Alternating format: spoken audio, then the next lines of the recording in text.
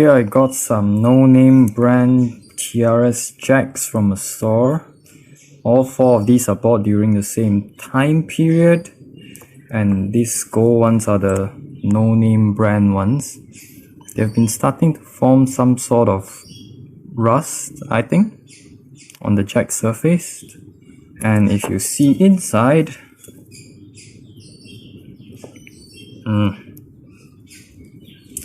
I should have done this before the video.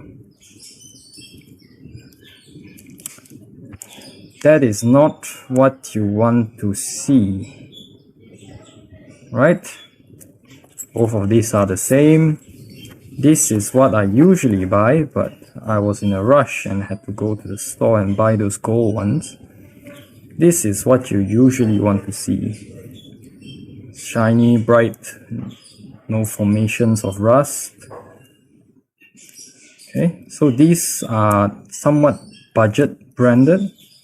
These are Yongsheng's. I will link it in the description. And yeah, if you are doing professional work, I would still recommend the Neutrik, but for a small church installation, you really don't need Neutrik. Alright.